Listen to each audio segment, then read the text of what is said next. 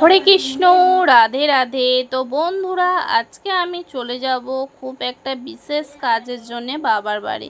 তো আমরা কিন্তু ব্যাগ গুছিয়ে নিয়েছি, আর এদিকে আমার সোনামা কিন্তু আজকে তোমাদের কি বলবো, স্কুল ড্রেস পরেই যাবে। কারণ আমি বলছি ওকে বাড়ি এসে যাওয়ার জন্য, তো বলছে না, আমি যদি স্কুল ড্রেস পরে যেতে পারি তাহলে যে কোনো জায়গায় আমি স্কুল ড্রেস পরে যেতে পারবো। মন্দির হচ্ছে আমার নিজের বাড়ি, আর বাকি সব হচ্ছে আমার পরের বাড়ি। তো পরের বাড়ি গিয়ে আমি কিন্তু স্কুল ড্রেস পরে যেতে আমার কোনো অসুবিধা নাই। তারপরে দেখো আমি রেডি হয়ে গেছি, এখন চলে যাব মন্দিরে গিয়ে কিন্তু এর মাঝে মেয়ে আমার পরীক্ষা দেওয়া কমপ্লিট হয়ে গেছে। তারপরে কিন্তু এই যে দেখো মা মেয়ে দুজনে প্রসাদ পেতে বসে পড়লাম।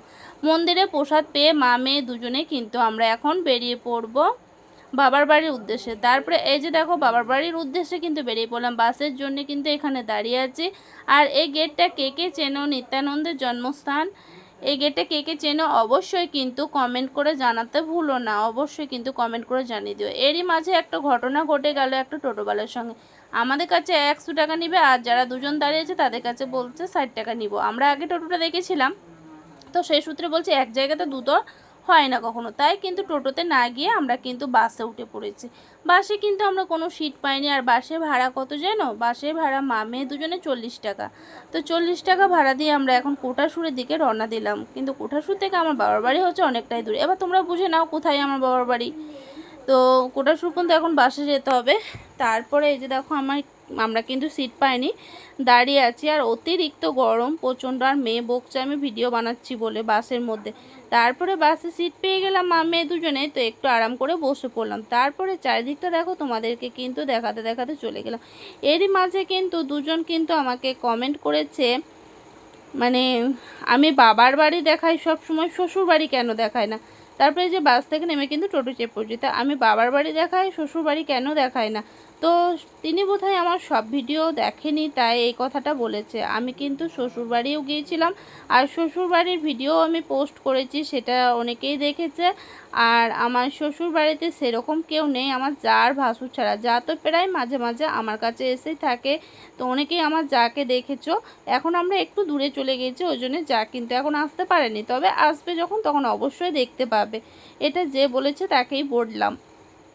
তারপরে এই যে দেখো মা মেয়ে দুজনে আমাদের গ্রামের দিকে রওনা দিতে লাগলো।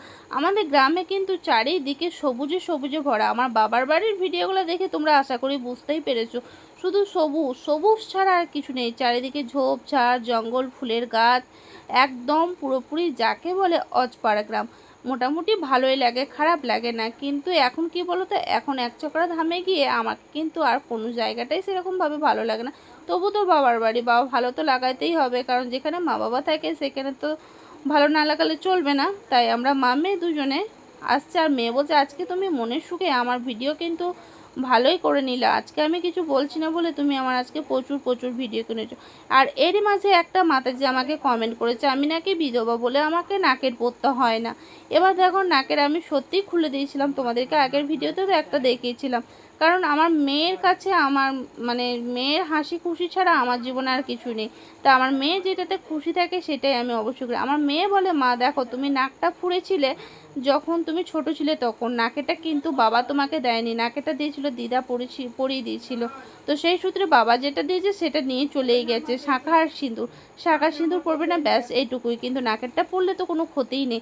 তারপরে দেখো গল্প করতে করতে কিন্তু একদম চলে এলাম বাড়ির দিকে। তো বাড়িতে এখন মা রান্না বসিয়ে দিয়েছে, সেটাই তোমরা দেখতে পাবে। আর এদিকে আমাদের মন্দিরটাও তোমাদেরকে কিন্তু দেখিয়ে দিলাম। আর এটা হচ্ছে আমাদের বাড়ি। মা এই যে দেখো ভাতের ফ্যান ঝরাচ্ছে, আর এদিকে হয় বাবার রান্না, ভেতরে হয়েছে মায়ের রান্না। তো মা দেখেছে যে আমরা একটু লেট করে আসবো, ওই জন্য কিন্তু রান্নার সময় সময় বসিয়ে দিয়েছে। আর এসে কিন্তু আমরা প্রসাদ পেয়ে নিয়েছিলাম। আজকের মতো ভিডিওটা এই পর্যন্তই, টাটা।